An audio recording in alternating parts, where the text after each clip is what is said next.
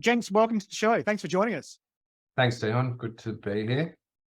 Do you guys just want to start by telling us a little bit about first your company and then a little bit about your background and how it came to be? We founded StrangeLove Beverage Co., which is Australian boutique soft drink company. We founded it in 2012, and so been on the journey for 10 years.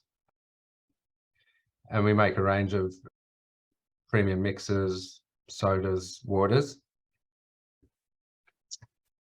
And we were recently acquired last year by Asahi. So we're now kind of in that transitional stage of helping them grow the brand, essentially. And was that a full exit, or do you still own some of the business? It was a full exit where we've got an earn out, so a 3-year kind of deal. Yeah. And in terms of the process, maybe we'll go to the start first. When you started the business, was this the sort of thing that you envisaged when you first started? You've got the vision of what you want to create, and then sort of 10 years later, you've sold the business. And is that the vision you had when you first started? What did it look like when you first had the concept? Look, I think it was on the radar for me. My dad taught MBA at Macquarie, so my childhood was I was exposed to, I guess, strategy and business at a pretty early age. So I think he'd done some work for Coke along the years, and I think it wasn't kind of the primary objective, but we knew that beverages was a pretty good kind of industry for acquisition and M&A if you did it right. So it was always kind of there in the distance as a possibility, I guess. Yeah. And in terms of your backgrounds, where were you both in the drinks industry, or where did you both come from in terms of your domain experience? It sounds like not. No, we're kind of, how would I put it, Stafford? Delinquents? I would say, juvenile delinquents, but always with a keen eye. Juvenile delinquents with a good sense of humor and an eye for design. And also, we've also, I think, both always been, fairly tenacious in whatever we've pursued. James more so with the design end of things. I was in real estate when I was much younger. I left school at quite a young age and went straight into kind of real estate sales, which I highly recommend not doing. But it did teach me a hell of a lot about perseverance and rejection. I think really, especially at a young age, trying to, sell apartments to, people who are twice your age, it's fraught with rejection. And no, I think that helped shape me for future endeavors, really. Yep. So that resilience is a big part of what you learn in that sort of environment, isn't it? The one thing, I mean, when I was kind of, just flicking over some of the sort of preliminary questions and whatnot, the one thing that sort of kept coming up for me is really, resilience.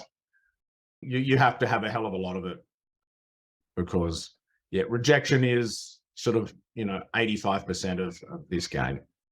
Yeah.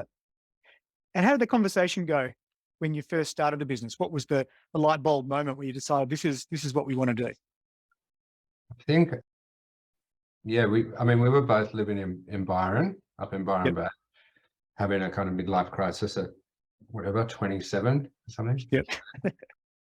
So early bloomers. And I think, employment options up there were fairly limited. As a result, there was kind of actually almost this little network of entrepreneurs up there who'd meet at cafes and trade notes. There was a girl doing hair extensions on eBay and various other kind of businesses. So I think it was kind of born out of necessity. It was like I was making coffee. I was a barista. Stafford was a arborists lopping trees. Yeah. Yeah. And we're like, well, I think we've probably got to do something significant if we want to kind of live by the beach and make some money. We need to kind of go into business on our own.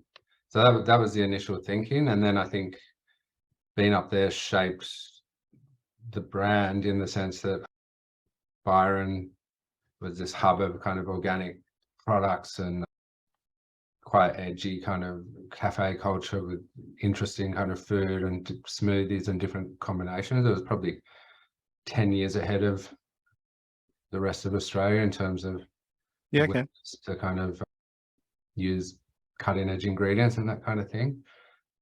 So I think that the insight was, what if we could take some of these drinks we're seeing around town and kind of commercialize them and challenge. At that stage, soft drinks were pretty bland. It was kind of dominated by the big incumbents and just doing orange flavored and lemon flavored, the brands. I can't probably say them, but so it felt like there was a real space for something different at that point, I think. Which everyone gets it now, right? But go back 10 years ago, that, like you say, that didn't really exist in that same way. Didn't at all, no. And it was an uphill battle at first, I think. I was going to say, how did that, when you're starting a business in Byron Bay 10 years ago, was that a help or a hindrance as you were sort of getting off the ground? And then as you went to expand, how did that help or hinder? I mean, for me, I think it was a help. It gave me, so in the early days, Stafford and I were both driving around with bottles in the car. Yep. Byron gave me this kind of, it was a very unique, it's almost a city in a country town in a way. Right. In terms of the amount of cafes and grocers and that kind of thing. So I would just drive around and I'd be getting feedback all the time and kind of winning it. It was like a microcosm of a big city almost. Yep. So but at some point we both had to ironically go back to the city.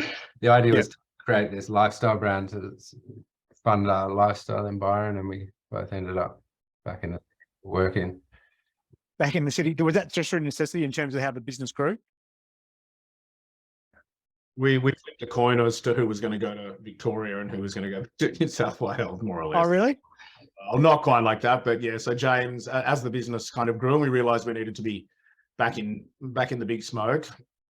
James elected to go to Victoria and set up shop there. And initially, we both were in New South Wales, but then it was fairly evident that one of us needed to go to Victoria. So that was when James made the move down there. So I've kind of ever since really been sort of, I guess, looking after New South Wales and some other states here and there. But James's focus primarily was initially, I guess, the sales side of things, but obviously design and branding is his bread and butter. And so that's kind of morphed into that over years.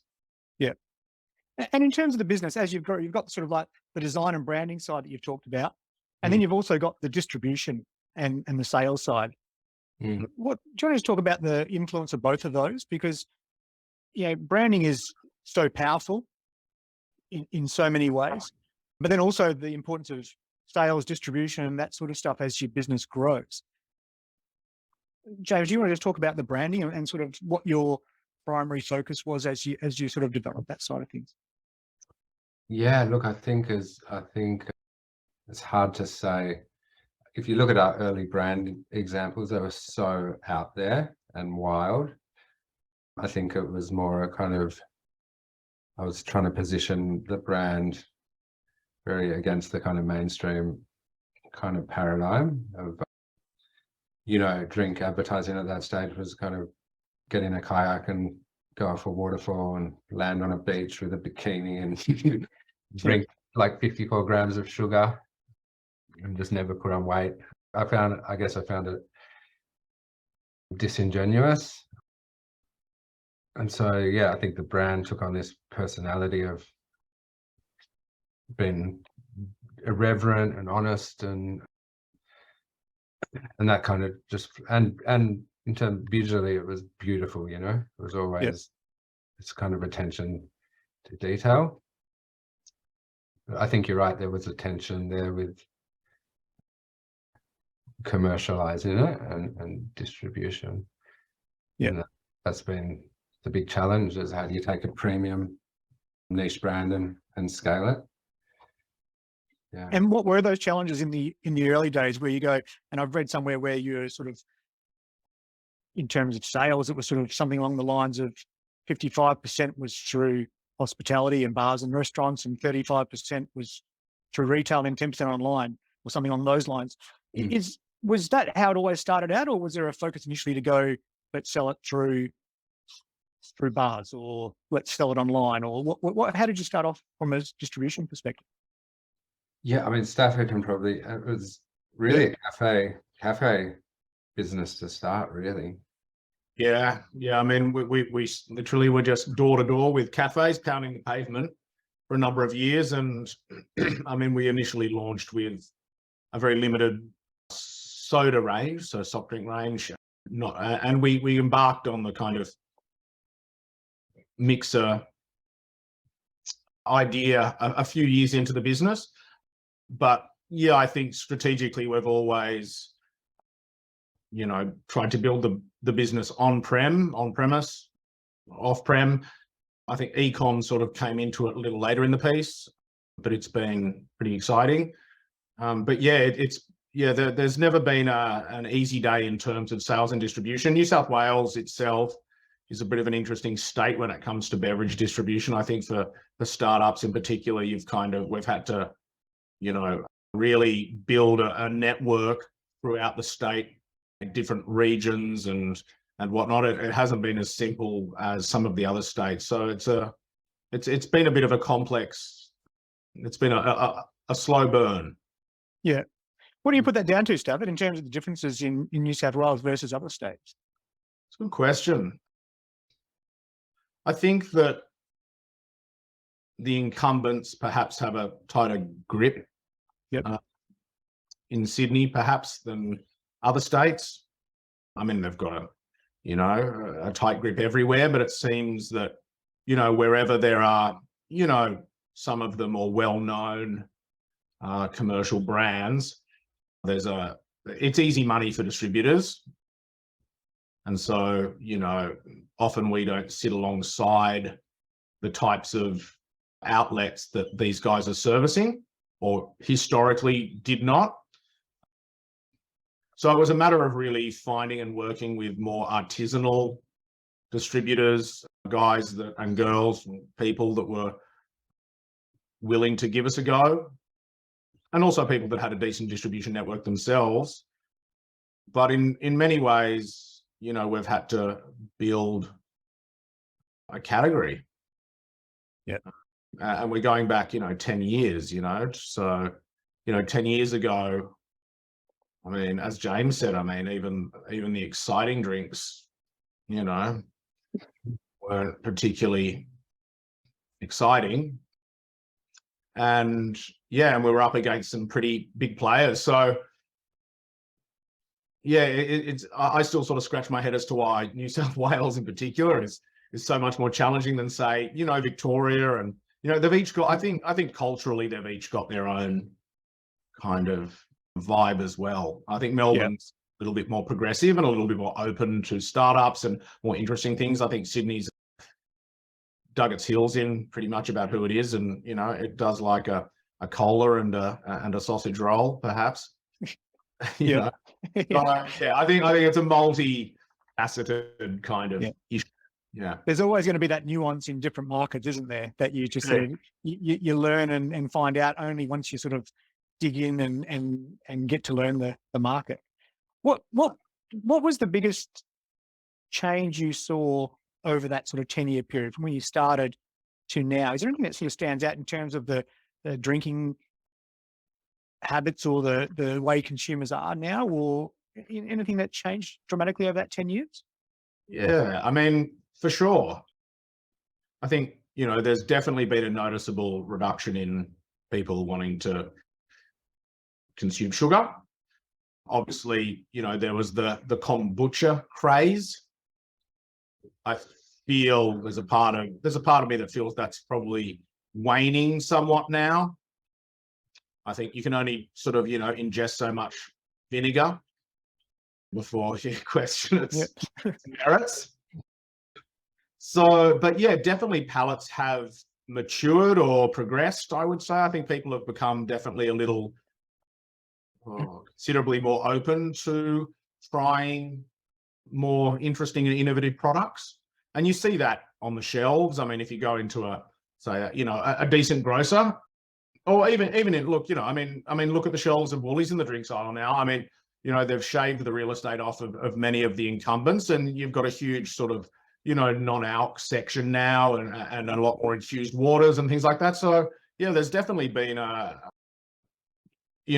progression in a positive way, I think, with, the general consumer's palates, for sure. Yeah. And in terms of as sort of co-founders of the business, what were the biggest strengths that you both brought to the business? And it sounds like you've got different personalities and different roles within the company as you progress. So do you want to just tell us a little bit about that and how that worked together? Yeah, well, we intensely dislike each other now. 10 years in, no, it's not true. It's not true. It's still actually quite close. But I was thinking about this. I think for whatever reason, probably blame my dysfunctional childhood. I never had it in the back of our mind that we'd kind of fail or quit. It sounds really weird. It's just this kind of, it wasn't like a conscious thing that I can even take credit for. It was just like had this kind of grit about, let's do the next thing that we need to do. And if you look at our brand, our products, we've kind of done so many iterations and kept changing to meet the market need. So it was just this kind of relentless pursuit of something. Yep. I guess success. Yeah.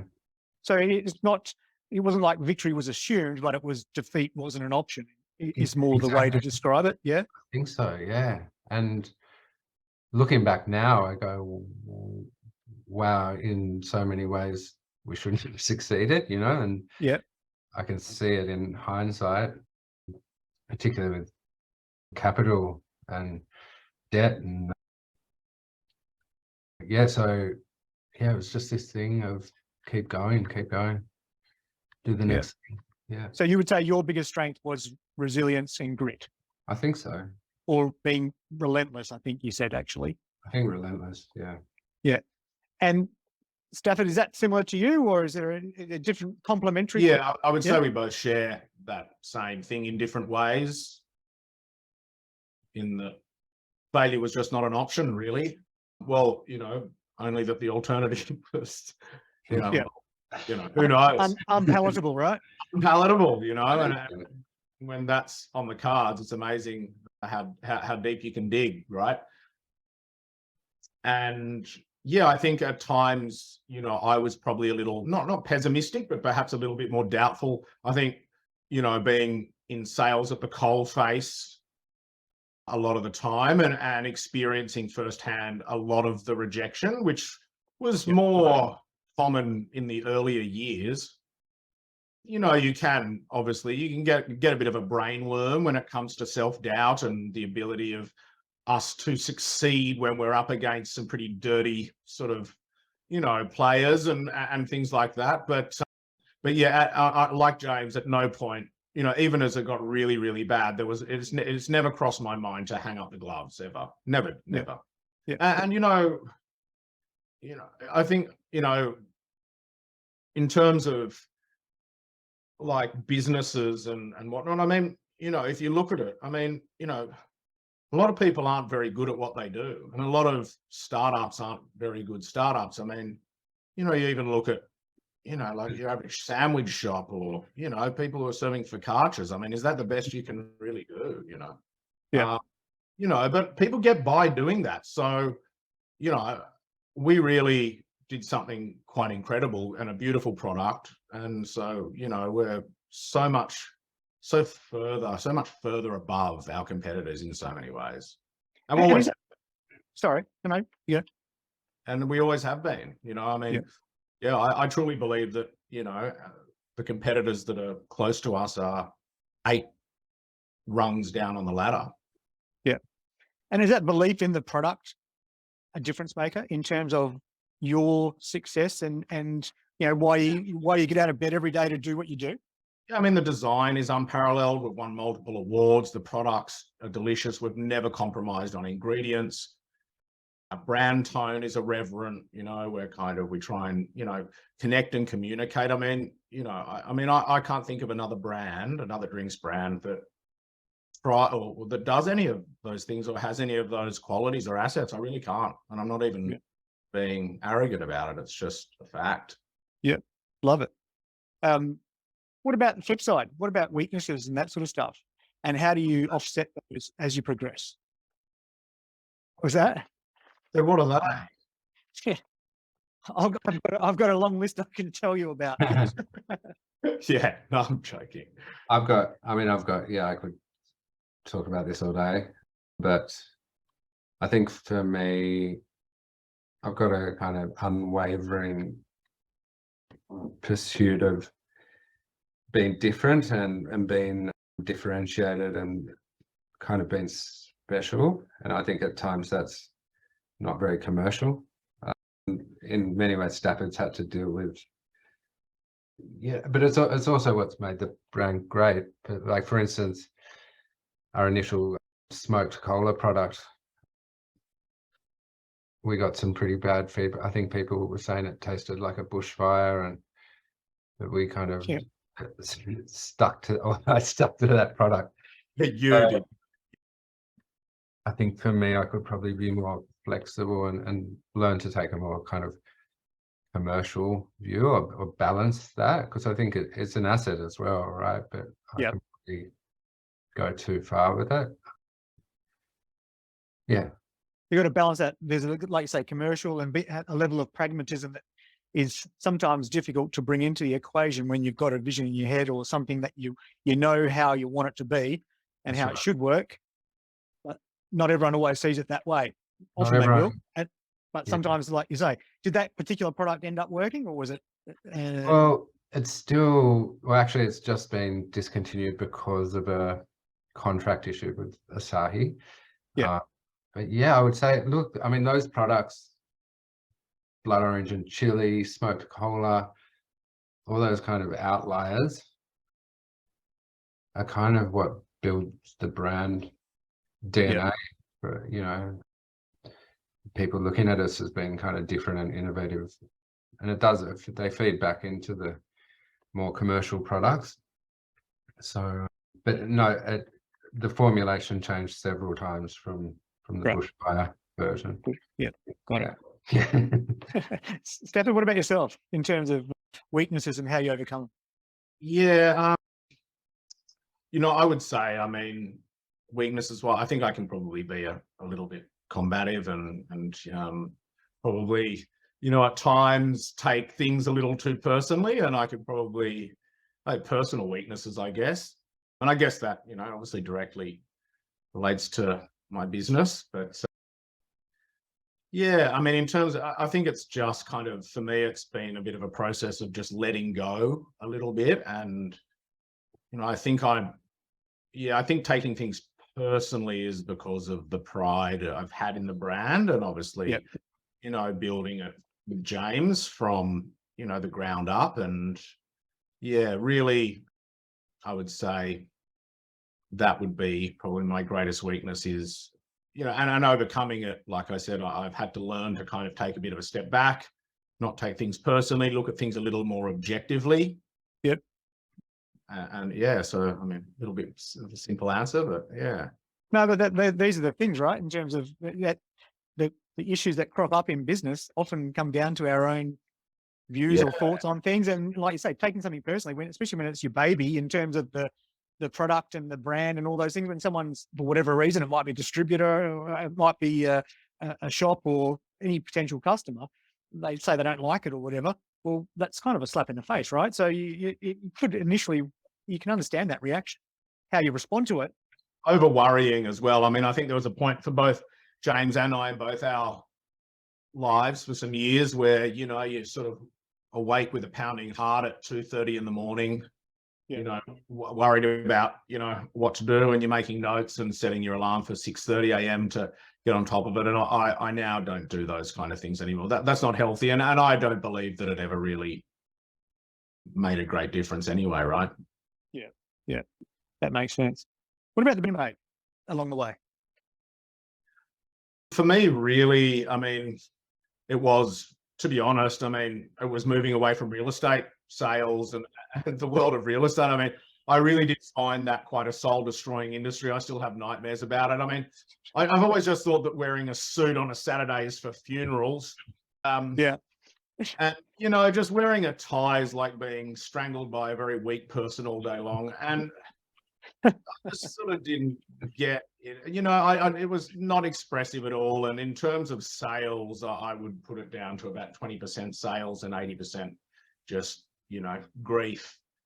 Yeah. You know, the best decision was, you know, getting involved and, you know, with a really, you know, with a great brand like StrangeLove and helping found it. And, you know, it's been great because of how risky it has been. It's been great because it's just been terrifying.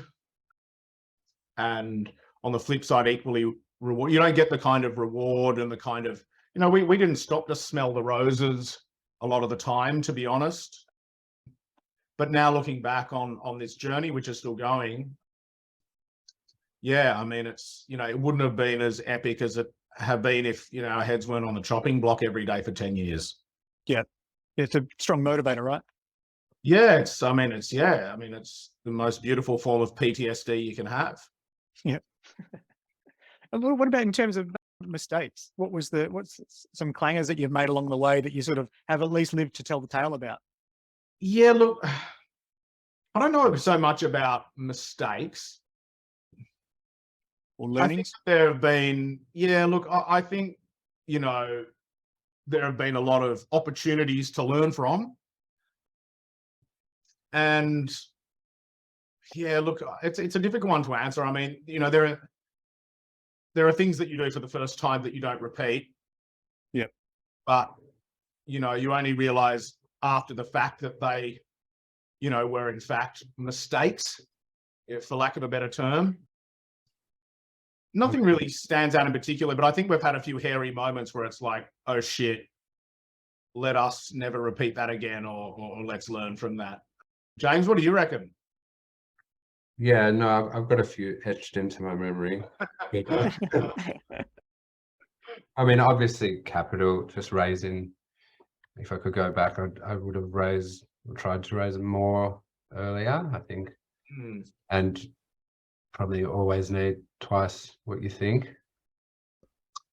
But in terms of kind of, I guess, physical, visceral mistakes, I remember at one point a big part of our brand was getting custom glass bottles made, which we sourced in China. And I think the Chinese manufacturer at one point decided to try and save $2 or $3 per pallet by changing our pallets to balsa wood. Right. So when I got a call, I'd just gotten back from Japan on holiday. I got a call at 7 in the morning and from our manufacturer, and went in, and as the pallet arm would sweep along the bottles, the whole tower would just come down and just broken glass and clinging. And so it was like watching, I guess, this money evaporate in front of me. I just remember everything about it, just the noise, the broken glass. It was like a Nam flashback almost. Yeah, right. So I think that'll be one of the big learnings is, I ended up going over there to China and really taking that supply chain stuff pretty seriously. Yeah. Okay. Yeah. You know? Yeah. What about advice you were given along the way? What stands out as some of the best advice you've been given? For me, actually, because I read the pre-read question, the best advice when we were jumping from a cafe brand and a really like small production, and we went to do our first big production run. And at the time I was at a contract manufacturer called Copac or something. It was a really creative name like that. But the guy who ran it, Mark Berwick, was just like the funniest, nicest guy. And he wrote me this letter before we kind of handed over the money. And it was very, very funny. I've got it in front of me, but I actually just read it this morning for the first time in years. He basically just said, save your money, go home, keep your friendship intact. Your investors can just live out, into old age with their bank balances intact. But if you don't want to do that, I'm happy to take your 150 grand and you can go bankrupt, kind of thing. It was just this great moment of like, it kind of framed the journey to follow. It was like,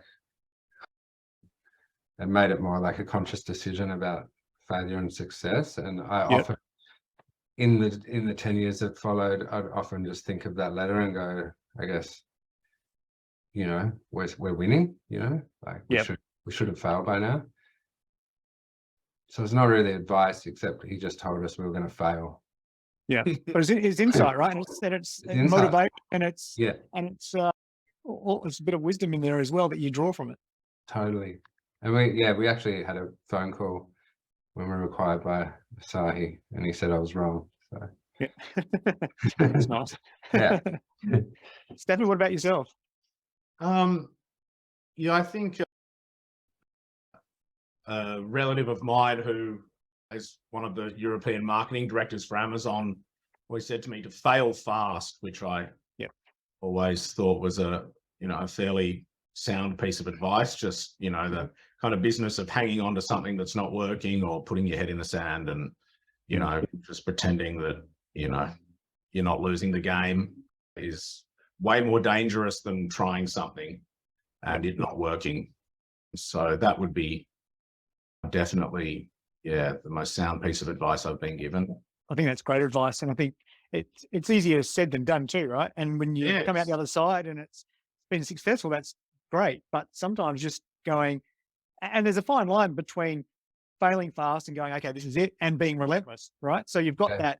There's a real, it's a difficult one mentally to go, well, where do you turn that switch off and go, okay, let's cut this and move on, versus isn't everything you read about in terms of success about just never giving up? So there is a really fine line between that. And that's not easy to do because ego is involved, as well as it's counterintuitive in terms of success, but it matters.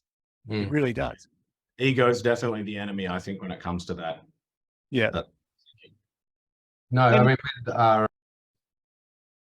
because we, in a sense, we've failed lots of times within the overall success, as well. Yeah.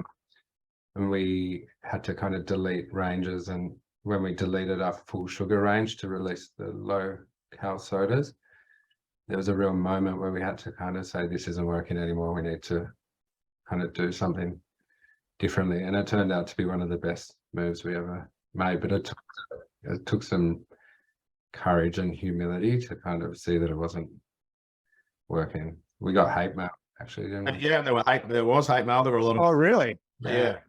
People love sugar and, they like flavors and, we definitely were not popular for a significant period with not an insignificant amount of customers, actually, but but it was definitely. It'd be 2014, I think. Yeah, okay.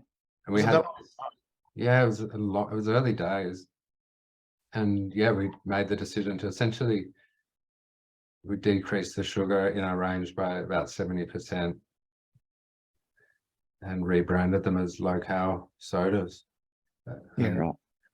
They're now our biggest sellers. So it's amazing. Pretty pretty amazing that people take the effort to write hate mail on. And I know, isn't it? Never but in this ceases. day and age of Twitter and people getting cancelled, I guess it's probably a good thing that it happened that 8 or 9 years ago, not That's today. We're still in witness protection, actually. That's right. Yeah, it wouldn't have been good. All right. Well, I've got 4 final quick questions to run through.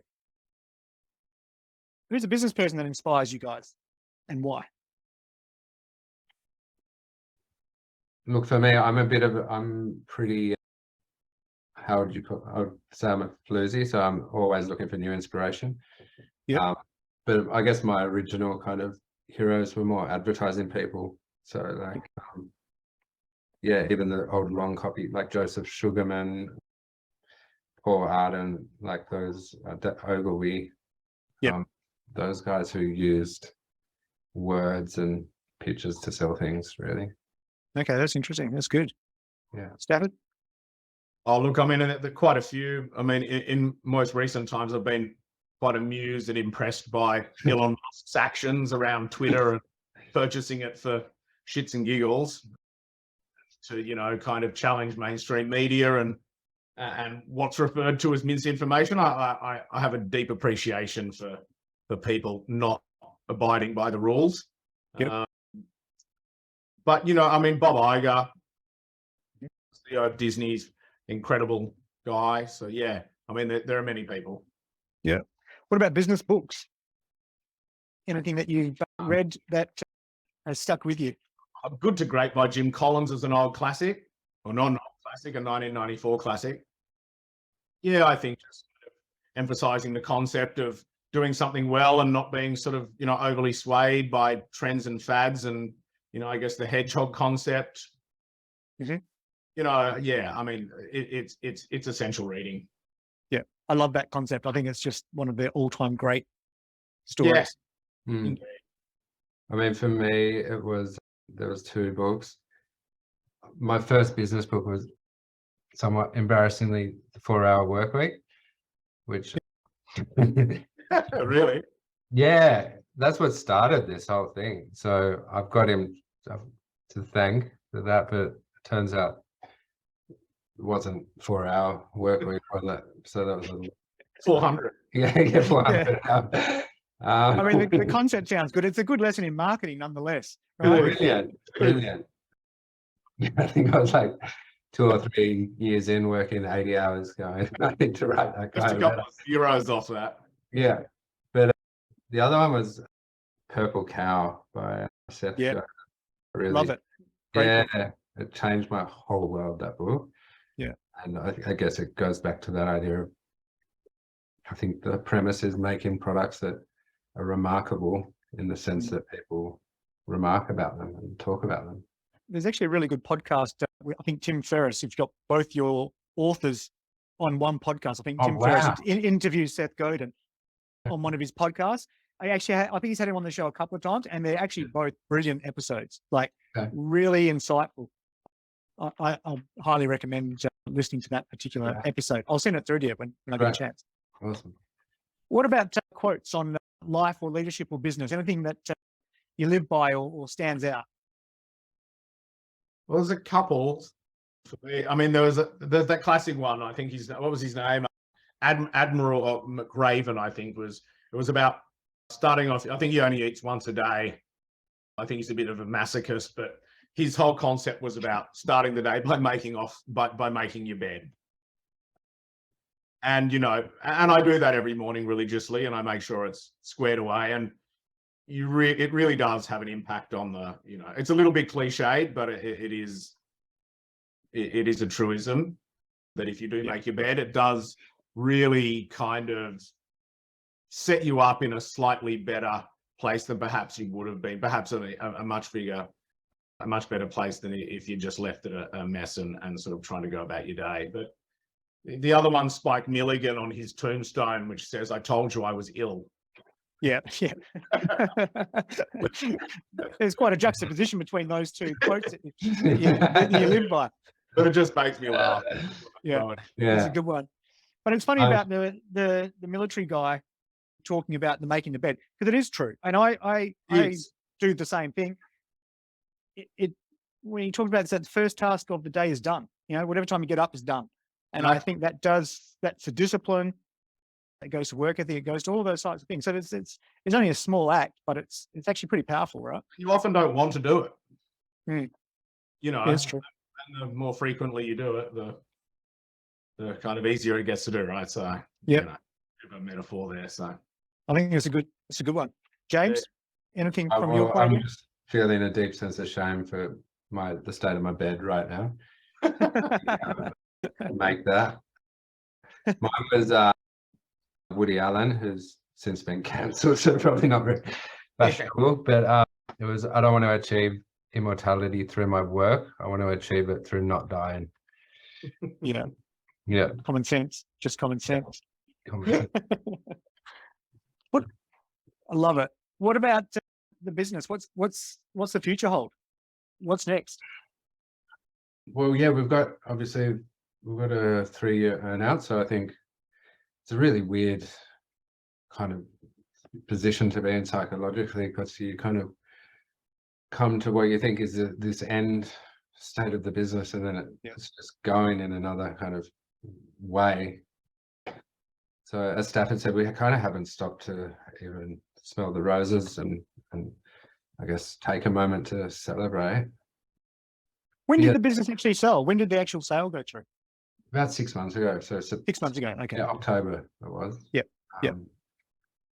So it's really just, I think the next few years is helping kind of hand it over and obviously hit sales targets and grow it. It's at a really interesting phase, regardless of the acquisition. We were going into a really interesting kind of stage where we were becoming more commercial and going into Woolies and that kind of thing. Yep. And then after that, for me, I have no idea. I love brand. I love kind of ideas. I think potentially kind of helping other people, or even investing in other people's ideas and helping them kind of bring it to life and shape it from a brand perspective. Yep. It appeals to me a lot.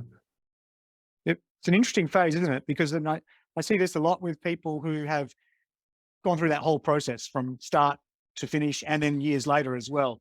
And that 3 years, usually 3 years, it can be 1 or 2, but typically 3 is pretty standard in terms of that earn-out phase. And depends on how much equity, if any, is left.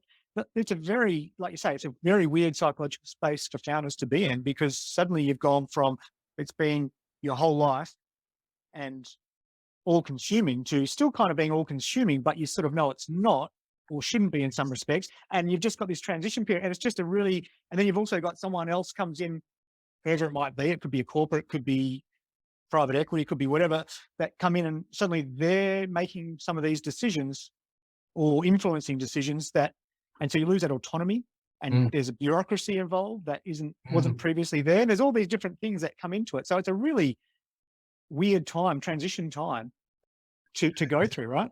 It is. And Stafford and I have had these conversations where we're like almost engaging in a business problem on this deeply personal level.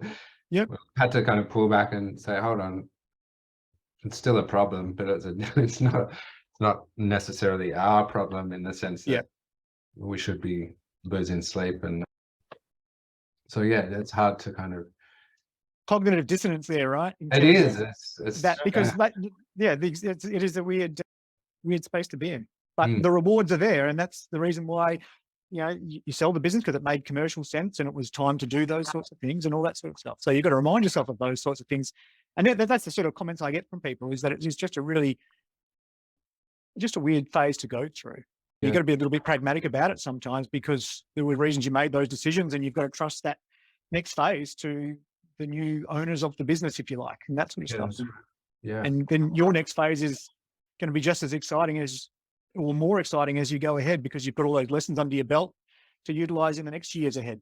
Yeah, exactly. Maybe I'll write a book about how to survive acquisition or something. Yeah, I imagine that would sell quite well. Better, yeah. I was going to say better than the bushfire cola. Yeah, that's right. That's All right, guys, thanks very much. Thanks, joining Stephen. us, and really appreciate hearing about your journey and getting to know a little bit more about your background and how it all started. Great. Thanks for having us. Thanks for having us. Thanks, guys.